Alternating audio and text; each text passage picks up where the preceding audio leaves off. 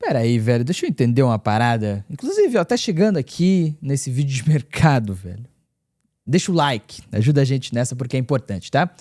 Assim, deixa eu entender uma coisa muito importante nessa atuação de mercado do Atlético. Então, uma semana, depois que o Rodrigo Possebon falou que o elenco é excelente, que a atuação do mercado do Atlético foi mágica, né? Quase isso que ele fala. Que o Atlético foi excelente no mercado, que buscou excelentes alternativas, que trouxe jogadores muito bons. Uma semana depois a gente tem informação de que o Atlético quer dispensar jogadores, que o Atlético busca destino para 4 jogadores, excepcionalmente falando, nesse caso, né?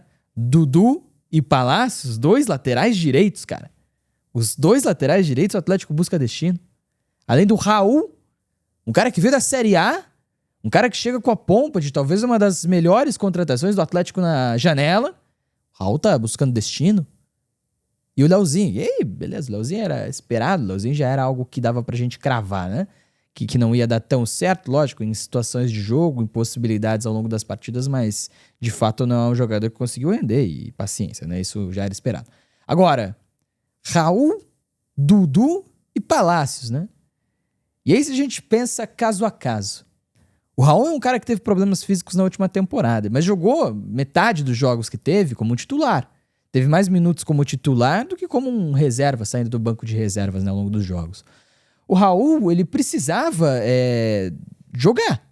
O Raul precisava de titularidade. E o Raul tinha, na teoria, muita qualidade pra mostrar que, pô, era um jogador que pra Série B era diferente. Que pra Série B tinha um nível acima, né? Tinha um nível melhor do que os dos companheiros, do que dos adversários. Nem isso ele conseguiu mostrar. E acho que ele foi muito prejudicado pelo esquema do Maurício Barbieri, né? Acho que ele foi muito prejudicado por ser um primeiro volante e ter a responsabilidade do primeiro volante que jogava sozinho por ali. Porque o Atlético numa linha de 4 defensiva, com o volante mais à frente e com 2 médios à frente desse volante, que linha de passe que ele tinha pra jogar? Ou era pra frente, o que é um passe mais difícil e você precisa ter um pouco mais de confiança, que na teoria todo volante consegue fazer, mas na prática não é verdade. Ou é o passe pra trás, pra um dos 4 defensores, né? Então o Raul, pra mim, não demonstrou, logicamente, pelo Atlético o que deveria ter demonstrado, mas foi muito prejudicado pelo esquema do Maurício Barbieri, lógico, né? Talvez a era Raul, a passagem do Raul no Atlético não acabe agora. Mas é um sinal muito ruim a gente chegar em maio e o Raul não ser considerado como um titular, não ser considerado brigando por posição, não ser considerado para permanecer no Atlético na temporada. E era, pasmem, né? Era uma das melhores contratações quando a gente avaliou inicialmente. E aí que tá um ponto bem importante, velho.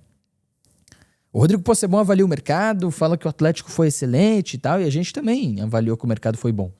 Que as opções foram interessantes, que o Atlético teria que ter investido sim, né? Teria que ter investido mais, mas de fato que o mercado não foi ruim. Que o mercado foi interessante, que o elenco do Atlético é o mais forte da Série B, e eu mantenho esse ponto. O elenco do Atlético é o mais forte da Série B do Campeonato Brasileiro. Mas esse elenco tem que render. Hipoteticamente falando, antes dos jogadores chegarem, de entrarem em campo, o elenco do Atlético talvez seja assim o mais forte da Série B do Campeonato Brasileiro. Agora, não dá pra gente continuar falando isso uma vez que os caras não têm mostrado isso, né? O Raul já mostrou um nível interessante para ser titular de um time com altas aspirações, Copa Libertadores, Copa Sul-Americana, na Série A. Hoje ele não mostra esse futebol. Hoje ele não é esse cara. Como outros jogadores, né? O Patrick já teve seu destaque em times de Série A, não tem mais. O Léo, o Tobias Figueiredo não teve destaque em Série A, mas no futebol europeu. O Juliano teve destaque em times de Série A, não tem mais, né? E não tem nível para isso mais. Então talvez o Raul seja o maior exemplo do que é a avaliação hipotética e do que é a avaliação real desse elenco do Atlético. Ainda acho que com um conjunto, se bem trabalhadas, essas peças do elenco do Atlético tendem a melhorar. Essas peças do elenco do Atlético, se num conjunto interessante, com ideia de jogo, com possibilidades interessantes, melhores que as que tinha com o Maurício Barbieri, esse elenco tende a melhorar. A atuação individual desses jogadores tende a melhorar. Mas buscar um destino para se livrar do Raul é um sintoma, é um sinal, é simbólico de como foi ruim a interpretação do mercado do Atlético quando a gente começa a olhar no campo. Como foi ruim a questão da atuação dos jogadores que chegaram nesse momento, né? E quando você remonta o elenco inteiro e os jogadores como média mostram um futebol ruim, significa que o elenco ruim, que o elenco bom na teoria, não tem um futebol bom. Tem um futebol ruim. E aí a avaliação do mercado tem que ser um pouco diferente também. Vou ressaltar aqui, tá? E vou insistir. O Atlético tem um elenco mais forte da Série B do Campeonato Brasileiro, mas é um elenco que vinha sendo mal treinado, mal comandado. O elenco do Atlético hoje não é o elenco em melhor fase, em melhor momento da Série B do Campeonato Brasileiro. E acho que aí tá a diferenciação. É forte, sim. Não tem um bom momento. E aí o trabalho do João Eduardo Corrêa, ou do treinador que chega ao Atlético, vai ser de fato de ter esse momento interessante, esse bom momento, e potencializar as peças que ele tem. Agora, é difícil potencializar o Palácios, né? Que é um jogador que desde o início, desde o primeiro toque dele na bola, dava pra saber que já não era um cara técnico. Já não é um jogador que tem qualidade técnica, leitura de jogo, domínio, um passe interessante. Ele é muito físico e isso é bom, isso é interessante, isso é importante ter no elenco, tá? Mas ele não é exatamente o cara técnico. E assim, como você vai melhorar um jogador que tem um lado físico muito exacerbado e um lado técnico muito abaixo? É difícil. Muito difícil, né? E aí a gente começa a entender que o Palácios talvez não tenha um nível pra jogar no Atlético. Tem seus golzinhos, beleza, deu assistências, verdade, mas muito na imposição física e pouquíssimo consegue contribuir com a bola no pé. E aí você pensa no Dudu, que pra mim é um cara técnico. É um jogador técnico, mas não tem o físico, né? E aí, em diferentes oportunidades, 4 problemas clínicos tiram ele de jogos na passagem dele pelo Atlético, né? E aí, então, você tem um lateral direito que é muito físico, mas é nada técnico. E aí você tem um lateral direito que é a opção, que é muito técnico. Muito técnico é forte, mas é mais técnico e muito menos físico. Se junta os dois, não dá um. Se junta os dois, você não tem uma boa opção.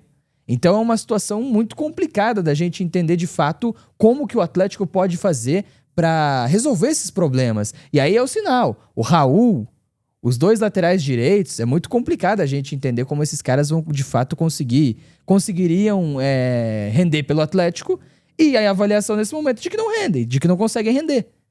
Então, cara, é muito difícil assim, né? E se a gente olhar o mercado do Atlético no geral, o Kevin Velasco tem que se provar, é um jogador que tem que ainda provar que vale um investimento, que de fato tem possibilidade de ajudar numa Série A de Campeonato Brasileiro. Mostrou bom futebol, mostrou, mas perdeu a vaga muito fácil nesse time. Aí você pega o Léo, um jogador que, beleza, tem um início interessante para um momento do jogo, de fato, um momento do jogo muito específico, que é a zaga que precisa correr para trás, a zaga que precisa se recuperar em transição, e para isso ele serve, mas na bola aérea ele é abaixo. Em outros momentos, quando precisa ser decisivo, é um jogador abaixo. Então ele contribui, mas ele contribui especificamente em um cenário, em outros cenários nem tanto, né? E até a gente pode até fazer o exercício, né? De avaliar os jogadores do Atlético novamente. Aquele exercício que a gente fez no final do mercado. E para facilitar, para não ter que passar por todos os nomes aqui, quem que você pode destacar com boas atuações? O Isaac, que tá bem, que é um jogador que desempenha muito mais do que era esperado. O Tevez desempenha muito mais do que era esperado. Tô dando uma olhada na lista aqui. Talvez o Renan Peixoto num nível abaixo. O Abraão no nível abaixo de Tevez e Isaac. Mas você poder destacar 4 nomes de 18 contratados, sendo que o Atlético remontou todo o elenco, aí é perigoso. Aí eu acho que já é uma parada que não tem condição, que não dá pra gente avaliar nesse momento o mercado como positivo. Essa avaliação muda. Essa avaliação muda, de fato. Né? Dependendo do conjunto, do treinador, do cara que tá comandando, aí sim, esses jogadores podem tentar desempenhar mais, e eles desempenhando mais, a avaliação do mercado muda. A avaliação do mercado não pode ser única e final, depois que o mercado foi feito, como foi no ano passado. A avaliação do mercado do ano passado era interessante quando o mercado foi feito, mas nenhum dos treinadores que passou conseguiu potencializar as peças. O Atlético tentou com o primeiro treinador nessa temporada e não potencializou ninguém. Ou pelo menos pouquíssimos nomes, né? Agora vai tentar com o segundo. E vamos ver se o próximo treinador vai conseguir potencializar essas peças. Mas o conjunto impacta demais. E é aí que tá o meu ponto. A análise do mercado não pode ser final, não pode ser única. Ela tem que ser uma análise que vai se moldando a quanto o time está desempenhando. O mercado do Atlético e o elenco do Atlético vai ser bom quando o time desempenhar bem e o conjunto potencializar as peças. O elenco do Atlético não vai ser tão bom assim enquanto o conjunto não potencializar as peças. Vai do treinador ter a capacidade e a competência para isso. Mas o Atlético monta um elenco suficiente para que a expectativa seja de domínio, seja de acesso, né? O elenco é suficiente para isso, pelo que os jogadores apresentaram na carreira. Aí termina a análise. Agora, o que acontece depois disso, depois da expectativa criada e depois da intenção na competição alinhada com a comissão, aí é muita responsabilidade do treinador também. Então, os jogadores do Atlético contratados, o mercado do Atlético não foi bom até esse momento, isso tem sim parte em desempenho individual, mas consigo falar com tranquilidade. 70%, 80% dessa avaliação tem que passar pelo conjunto. Enfim, fica a análise, né? O Atlético em maio querendo se livrar de 4 contratações que fez em janeiro, fevereiro e março. Inacreditável, beleza? Deixa o like, tá? Ajuda a gente nessa. Hoje ainda tem mais conteúdo aqui na Threads, tem mais vídeo aqui na Threads, vai ser bem maneiro, fechou? Um abraço, tamo junto, até a próxima.